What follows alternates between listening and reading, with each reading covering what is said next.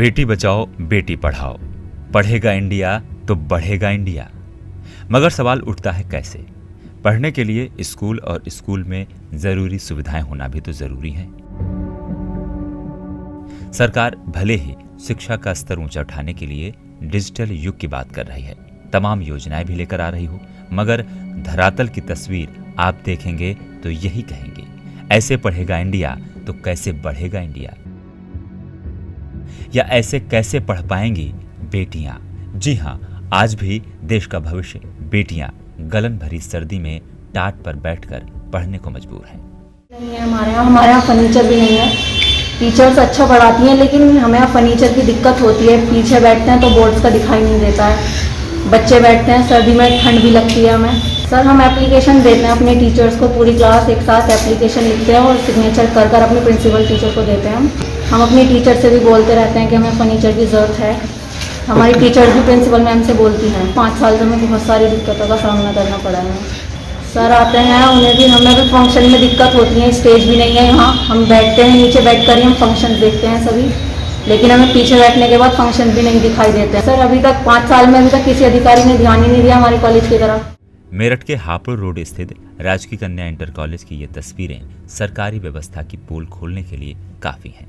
मोदी और योगी सरकार स्कूलों और कॉलेजों में बेहतर शिक्षा व्यवस्था के दावे कर रही है, लेकिन सरकारी नुमाइंदों की अनदेखी सरकार के इस दावे को पलीता लगा रही है। यहाँ पढ़ने वाले छात्राओं के लिए बेंच ही नहीं है। अब जब बैठने के लिए बेंच नहीं है तो जरूरी सुविधाओं की बात सोचना ही बेईमानी होगी। चाहे कड़कड़ाती ठंड हो या फिर चिलचिलाती धूप, छात्राओं को नीचे बैठकर अपनी शिक्षा दीक्षा लेनी पड़ती है। 12 A DDI के हापुड़ रोड मेरठ पढ़ने में दिक्कत होती है, थोड़ा दिखाई भी नहीं देता है और बेंच नहीं है। यहाँ पे 5 साल से हैं हम जी, पर अभी तक बेंच नहीं आई है। 5 साल हो गए हैं स्कूल में आते आते। करीब 6 साल पहले सपा सरकार के कार्यकाल में इस राजकीय कन्या इंटर कॉलेज की स्थापना की गई थी। इन 6 वर्षों में कॉलेज में न तो छात्राओं के बैठने के लिए बेंच आई हैं और न ही कुर्सियां पहुंची हैं। कॉलेज स्थापना के बाद सरकार बदल गई, लेकिन कॉलेज की किस्मत नहीं बदली। ये इन छात्राओं का दुर्भाग्य ही है कि कॉलेज के साथ प्रशासन सौतेला व्यवहार कर रहा है। दिक्कत होती है काफी, बैठा भी नहीं जाता है, ठंड लगती है सर्दी में ज्यादा। मैं तो अधिकारियों को 2016 से लिख के दे रही हूँ बार बार कि फर्नीचर नहीं है विद्यालय में और बड़ी बड़ी लड़कियाँ भी नीचे ही बैठती हैं। अभी तक विद्यालय में फर्नीचर के नाम पे कुछ नहीं आया है। जितने मेरे 14 कक्ष हैं, जितनी भी 16 आज की तारीख में 1600 गर्ल्स हैं, फिलहाल तो 9 to 12 आ रहा है, वो सब नीचे ही बैठे, मतलब सभी बच्चे नीचे ही बैठते हैं फर्श पर। तो करना तो पड़ता ही है। 1-2 घंटा लगातार लड़कियाँ नीचे बैठी रहे तो कई बार ऊपर पैरों में दर्द हो गया, पीठ में दर्द हो गया। वहाँ फर्नीचर की बहुत कमी है और प्रिंसिपल साहब से जो मैंने बात की थी इसमें अभी 2 दिन पहले, तो उन्होंने बताया कि उन्होंने उसके मामले में काफ़ी लिखा पढ़ी की हुई है प्रिंसिपल साहब ने।